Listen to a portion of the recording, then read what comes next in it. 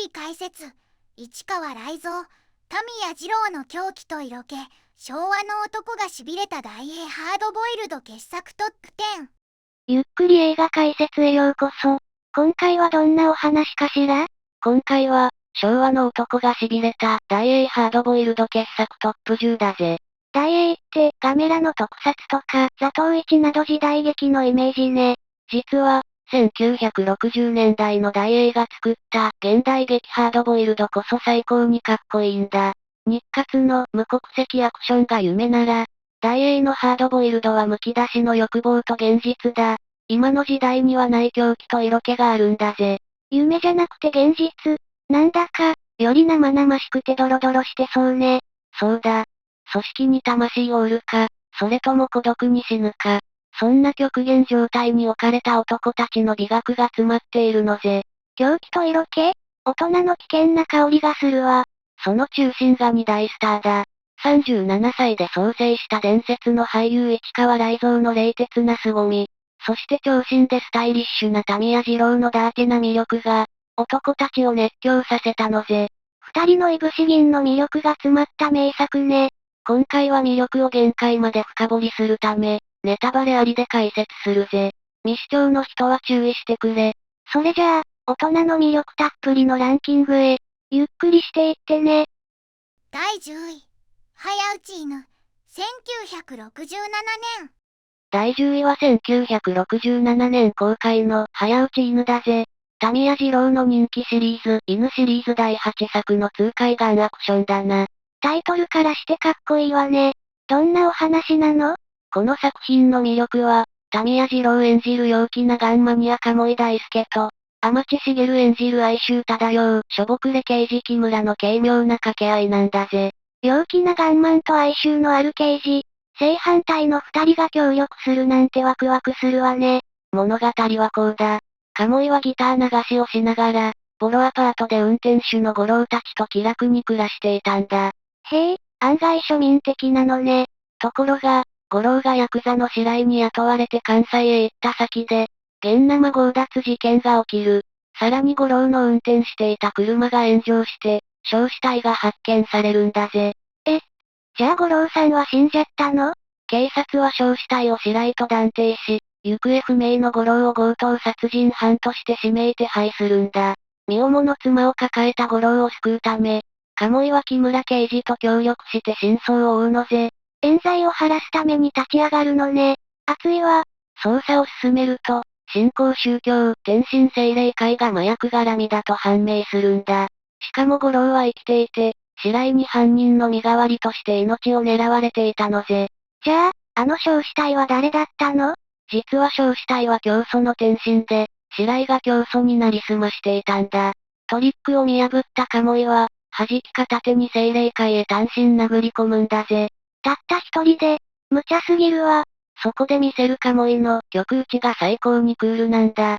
成田幹雄ら悪役を次々と倒し、五郎の容疑を晴らして、ラストは妻の無事な出産を祝うハッピーエンドなのぜ。ハードボイルドだけど、人情味があってすっきりする痛快な作品ね。第9位。黒の切り札。1964年。第9位は1964年公開の黒の切り札だぜ。大英の社会派サスペンス、黒シリーズの記念すべき第10作目だな。黒シリーズって響きがもう渋いわね。今回はどんなお話なの？法で裁けない巨悪に対して、復讐のため自ら手を下す男と、法によって悪を裁こうとする検事の対立を描いたアクション復讐劇だぜ。正反対の信念を持った男たちのぶつかり合いね。なんだか胸が熱くなるわ。主人公の根室恭平を演じるのは田宮二郎だ。父親が悪辣な会長の深沢に財産を奪われ、発狂して病院送りにされた悲惨な過去を持つんだぜ。それは絶対に許せないわね。親の仇を討つために立ち上がるのね。ああ、大学で法律を学んだ恭平だが、穴だらけの法に限界を感じて復讐を決意するんだ。彼はナイトクラブのサックス奏者として潜入し、深沢の周辺を探っていくんだぜ。サックス奏者に変装するなんて、いかにも昭和のハードボイルドらしくて素敵ね。一方、恭平の大学時代の親友で、今は熱血検事となった大崎を宇津井健が演じている。大崎は合法的に深沢を追っており、法を破って復讐を企てる恭平と激しく対立するのぜ。親友同士なのに、復讐と正義という別々の道を歩むなんてドラマチックね。復讐はうまくいくの？恭平は、同じく深沢に人生を狂わされた仲間たちと共に、ついに深沢の本拠地に乗り込むんだ。だが、それを察知した深沢は、空中ケーブルに時限爆弾を仕掛けて待ち構えていたんだぜ。空中ケーブルに爆弾。逃げ場がない絶体絶命のピンチじゃない。ところが、勝利を確信した深沢の車に、恭平が爆弾を落として大逆転だ。深沢は焼け死に、恭平たちは間一髪でヘリコプターに救出されるど派手な結末なのぜ。スカッとするわね。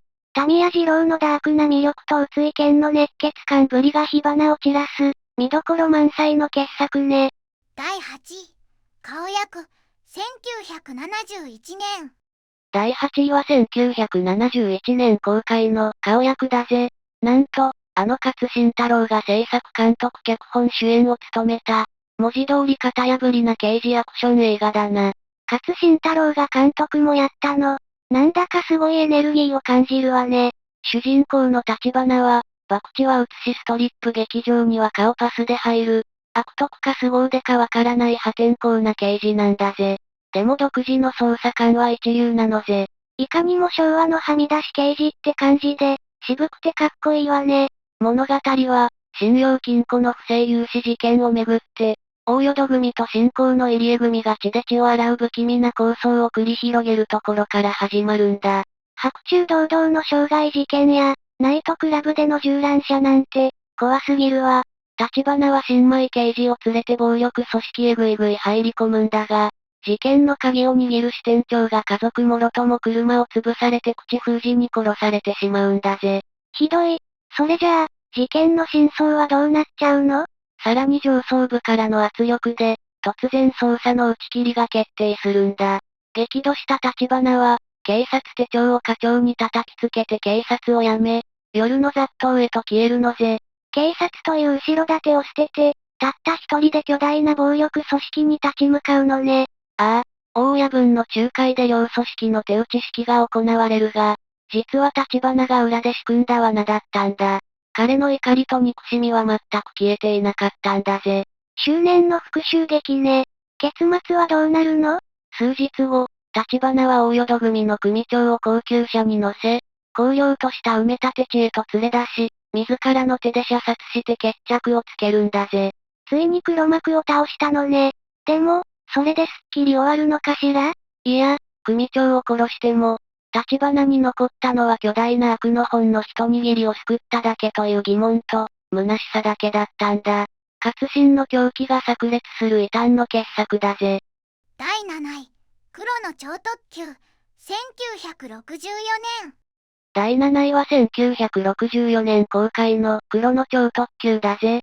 増村康造監督がメガホンを取った、大英の社会派サスペンス、黒シリーズの最高傑作だな。超特急ってことは、もしかして新幹線のお話かしら？その通りだぜ。東海道新幹線の用地買収という巨大な国家プロジェクトの裏でうごめく、男たちのドロドロとした強欲と騙し合いを描いた骨太なサスペンスなんだ。国家プロジェクトの裏側、なんだかスケールが大きくて面白そうね。主人公はタミヤ二郎演じる不動産業の桔梗だ。ある日、中江という社長から工場用地の買収を頼まれるんだが、実は中江は新幹線が走るルートを事前に知っていて、土地を安く買い叩いたのぜ。内部情報を知っててボロ儲けしたのね。桔梗はまんまと騙されたの？ああ、半年後に真実を知った桔梗は、中江に利益の分け前を要求するが冷たく断られるんだ。そこで桔梗は中江を追い詰めるため、新幹線公団専務の愛人である陽子という謎の美人に近づくのぜ。女の影から情報を引き出すのね。いかにも大人のサスペンスって感じだわ。陽子はもともと専務の秘書で、中江が公団を操るためにあてがった女だったんだ。中江に切り捨てられた陽子は桔梗を味方にし、汚職の証拠をテープレコーダーで録音しようとするんだぜ。一発逆転のチャンスね。作戦はうまくいくの？いや、証拠を消したい中井は陽子を非常にも考察し、見つけたテープを捨ててしまうんだ。だが、陽子はなんと2つのテープレコーダーを仕掛けていて、桔梗が残されたテープを発見するのぜ。殺されちゃったのはかわいそうだけど、陽子さんの執念が勝ったのね。桔梗はそのテープを武器に中井を追い詰め、ついに警察へ突き出すんだ。中井が汚職の全貌を自供し、桔梗が走り去る新幹線、光を見つめるラストは、欲望の果てを見事に描いているぜ。金と欲望にまみれた人間の業をスピーディーに描いた、まさに傑作ね。第6位、ある殺し屋の鍵、1967年。第6位は1967年公開のある殺し屋の鍵だぜ。市川雷蔵が冷酷な殺し屋を演じた、傑作ハードボイルドのシリーズ第2作だな。殺し屋の映画なのね。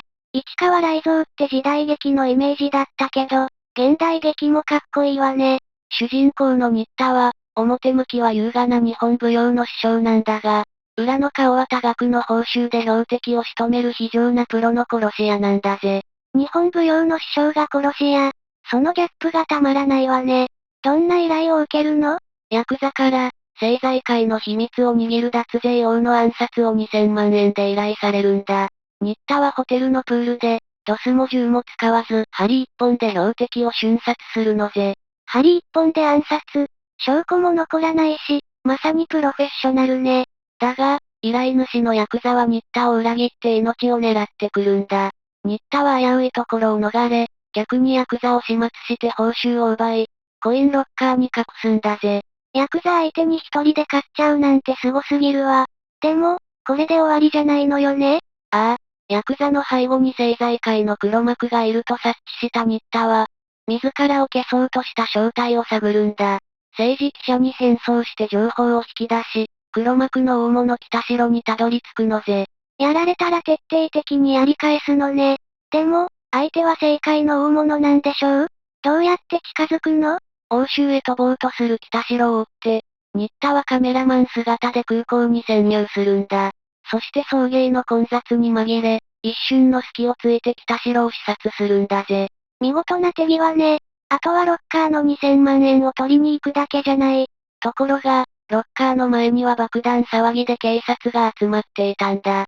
新田は回収された大金の入ったケースに一切の未練を見せず、そのまま人並みの中へ消えていくのぜ。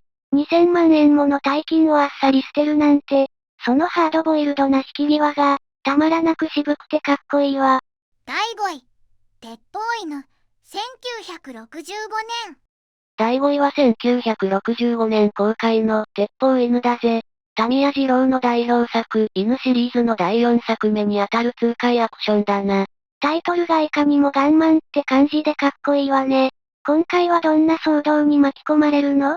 主人公の鴨井大輔は九州から伊丹空港に降り立つんだが、拳銃の入ったボストンバッグを置き引きに奪われてしまうところから始まるんだぜ。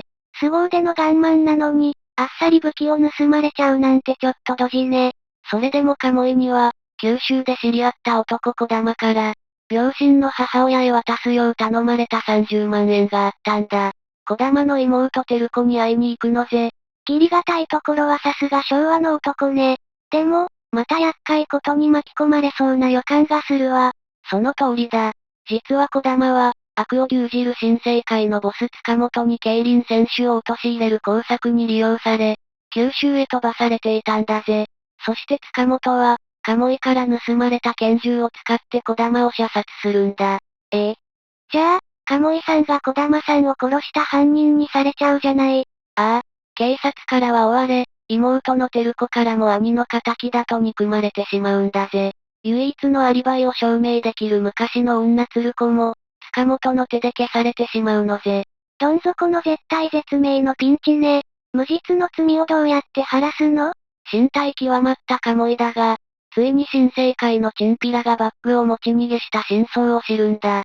そして別の拳銃を手に取り、たった一人で塚本組に殴り込むんだぜ。いよいよ反撃開始ね。やっぱり最後はド派手な銃撃戦かしら？硝煙が立ち込める中、鴨井は鮮やかな銃さばきで塚本を倒すんだ。そして誤解が解けた照子を振り切り、またふらりと旅へ出るという、ハードボイルドで痺れるラストなのぜ。第4位、陸軍中野学校、1966年。第4位は1966年公開の陸軍中野学校だぜ。実在したスパイ養成機関を舞台にした日本屈指のサスペンス映画だな。実在した機関なのね。派手に銃を撃ち合うようなアクション映画かしら？いや、徹底した頭脳戦と心理描写で見せる作品だ。市川雷蔵演じるエリート将校の三好が、極秘に中野学校へ集められるところから始まるぜ。極秘の養成所では、一体どんな訓練をするの？軍服を脱ぎ捨てて本名も消し、変装や窃盗術、外国語にダンス、さらには女を落とす術まで、非常なスパイのスキルを徹底的に叩き込まれるんだぜ。完全に別人に生まれ変わるのね。でも、残された家族や恋人は心配しないの？そこが最大の悲劇なんだ。三好の婚約者であるユキコは、音信不通になった彼を探すため、陸軍参謀本部の暗号班に勤め始めるんだぜ。愛する人を探すために軍の内部に入るなんてけなげね。無事に再会できるのかしら？ところがユキコは、イギリスの諜報員から三好は理不尽に銃殺されたと嘘を吹き込まれ、騙されて参謀本部の機密を流すスパイにされてしまうのぜ。恋人同士が知らないうちに敵味方のスパイになっちゃうなんて。ああ、やがて暗号漏洩を調査していた三好は、情報源が愛するユキコだと突き止める。彼は夜、再会を喜ぶユキコをホテルへと連れ込むんだぜ。まさか、愛する人を自分の手で始末する気なの？三好は再会を祝うワインに毒を仕込み、ユキコだけを毒殺する。そして彼女の筆跡を真似て遺書を偽造し、スパイの自殺に偽装して冷徹に部屋を去るのぜ。残酷すぎる結末ね。国家のために人間の感情を完全に捨て去ってしまったのね。卒業後、中国潜入の命令を受けた三好は、ユキコの証拠の手帳を無表情で燃やし、無言で汽車に乗り込むんだ。狂気と悲哀に満ちたクールな傑作だぜ。第3位、宿なし犬、1964年。第3位は1964年公開の宿なし犬だぜ。タミヤ二郎の代表作となる大ヒットアクション犬シリーズの記念すべき第1作目だな。ついに犬シリーズの原点が登場ね。鴨井大輔はどんな初登場だったの？女よりもコルトが好きだという一匹狼のガンマン鴨井大輔が、母の墓参りのために高松へやってくるところから物語は始まるんだぜ。凄腕のガンマンだけど、お母さん思いの優しい一面もあるのね。ところが、なんと先祖代々の墓地がヤクザの対抗組によって強引にゴルフ場にされていたんだ。鴨井はブチギレて、対抗組と一悶着起こすのぜ。そりゃあ怒るわよ。人の墓をゴルフ場にするなんて、罰当たりなヤクザね。鴨井はその先で、朝子という印象的な美女に一目惚れするんだ。だが彼女もヤクザに絡まれており、鴨井は彼女を助けるために派手な喧嘩に飛び込んでいくぜ。美女のためにヤクザを敵に回すなんて、いかにもハードボイルドな男って感じね。さらに、朝子の元ボディガードであり、実は身分を隠していた、しょぼくれ刑事の木村が絡んでくるんだ。鴨井と木村は反発し合いながらも、暴力団や保険金詐欺の悪を暴くために協力するのぜ。ここで名コンビが誕生したのね。でも朝子さんはどうなっちゃうの？鴨井は朝子を救うため、彼女の情婦である光一を海に落とすが、後になって実は光一が朝子の身の弟だったと知るんだぜ。情婦じゃなくて弟だったの？それは悲しいすれ違いね。弟の骨を引き取った鴨井は、怒りに燃えて対抗組へたった一人で乗り込んでいくんだ。愛用のコルトを片手に、黒幕たちが待ち構える絶体絶命の基地へと飛び込んでいくのぜ。陰惨な映画とは違う、陽気で女好きだけど銃を持たせたら超一流という、新しい昭和のヒーロー像が完全に確立された歴史的な作品ね。第2位、黒のテストカー、1962年。第2位は1962年公開の黒のテストカーだぜ。大英の現代劇を代表する大ヒットサスペンス、黒シリーズ伝説の第一作目だな。自動車メーカーの開発競争や熾烈なスパイ戦を描いた企業サスペンスね。一体どんなお話なの？業界3位のタイガー自動車が開発した試作車が炎上し、ライバルの大和自動車にその写真をすっぱ抜かれるところから物語は始まるぜ。車内にスパイがいるのね。情報を盗まれたタイガー自動車はどうやって反撃するの？タミヤ二郎演じる若手部員の朝比奈は、大衆車に見せかけた偽データで敵を混乱させるんだ。さらに、自分の恋人の雅子を敵陣にスパイとして送り込むのぜ。自分の恋人をライバル幹部の元へ行かせるなんて、会社のためにそこまで非情になれるのね。雅子は敵の幹部真渡りのホテルに潜入し、新車の重要書類を盗み出すんだが、その痛ましい代償として低層を奪われてしまうんだぜ。そんな、会社間の競争のために愛する人が犠牲になるなんて、あまりにも残酷すぎるわ。その犠牲のおかげでタイガーは勝負に勝つんだが、今度は完成した第1号の新車が、踏切で急行列車と衝突する大事件が起きるのぜ。車の欠陥かしら？それとも、また敵対企業の妨害工作なの？朝比奈が必死に調査すると、実は自社の課長が敵に買収されて情報を流し、列車妨害まで仕組んでいた黒幕だと判明するんだぜ。身内が裏切っていたのね。事件は無事に解決したけれど、雅子さんの心はボロボロのままじゃない。会社は新車の大ヒットで沸き、朝比奈も念願の昇進を果たす。だが彼は辞表を叩きつけ、俺は自分のために生きたいと叫んで昇進の雅子の元へ走るんだぜ。会社という巨大組織の歯車にならず、最後に人間としての愛を選んだのね。高度経済成長期の男たちの狂気が生々しい。まさに傑作だわ。第1位、ある殺し屋、1967年。堂々の第1位は、1967年公開のある殺し屋だぜ。市川雷蔵の現代劇の最高峰にして、和製フィルムノワールの歴史的傑作だな。ついに第1位ね。これまでもすごい作品ばかりだったけど、今回はどんな殺し屋が登場するのかしら？主人公の塩沢は、普段は平凡な小料理屋の無口な主人だ。だが裏の顔は、どんな困難な状況でも、針一本で標的を仕留める凄腕の殺し屋なんだぜ。表の顔と裏の顔のギャップがたまらないわね。針一本で、まさにプロフェッショナルね。この、畳針で急所をつくというアイディアは、後に大ヒットするテレビ時代劇、必殺シリーズの藤枝梅安の暗殺術の原点にもなったと言われているんだぜ。今回はどんな暗殺の依頼を受けるの？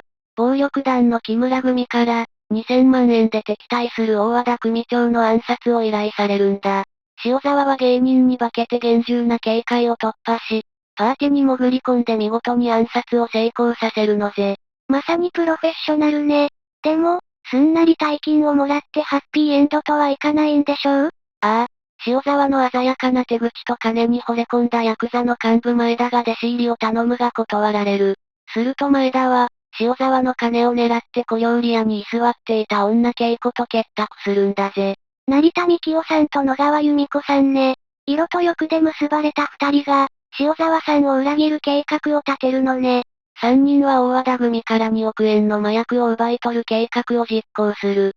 だが、見事に成功した瞬間、前田は塩沢に拳銃を向けて殺そうとするのぜ。やっぱり裏切ったわね。大ピンチじゃない。塩沢さんはどうやって切り抜けるの？実は裏切りを予想していた塩沢は、あらかじめ前田の銃の弾を抜いていたんだぜ。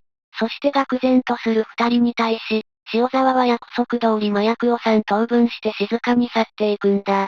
自分を殺そうとした相手を許し、しかもちゃんと山分けしてあげるなんてハードボイルドすぎるわ。この作品の凄さは、徹底した静寂にあるんだ。余計な音楽を一切排除し、雷蔵が調理場で見せる包丁さばきや、標的に近づく足音だけが響く。喋らない雷蔵さんが、一番怖くてかっこいいのね。その通り、最後に裏切った二人を許して去る背中には、金や女などという低次元な欲望を超越した、プロとしての虚無感が漂っている。このストイックな色気と狂気こそが、大英ハードボイルドの到達点だぜ。エンディング、まとめ。昭和の大英ハードボイルド、どれも大人の魅力が詰まっていて最高だったわ。特撮や時代劇だけじゃない、大英の現代アクションの面白さが伝わったと思うぜ。市川雷蔵やタミヤ二郎の狂気と色気は、今の俳優には出せない圧倒的な凄みがあるよな。今のコンプライアンスじゃ絶対に作れないような過激なバイオレンスや、ドロドロの器用サスペンスがリアルで震えたわ。昭和の映画には、人間の欲望や本性を生々しく描く熱量があったんだ。みんなが一番好きな大英ハードボイルド作品や、痺れた俳優がいたら、ぜひコメント欄で教えてくれよな。当時の思い出や、あのシーンが好きなんて熱いコメントも大歓迎よ。この動画が面白かったら、チャンネル登録と高評価もよろしく頼むぜ。それじゃあ、また次回の動画でお会いしよう。最後までご視聴いただき、ありがとうございました。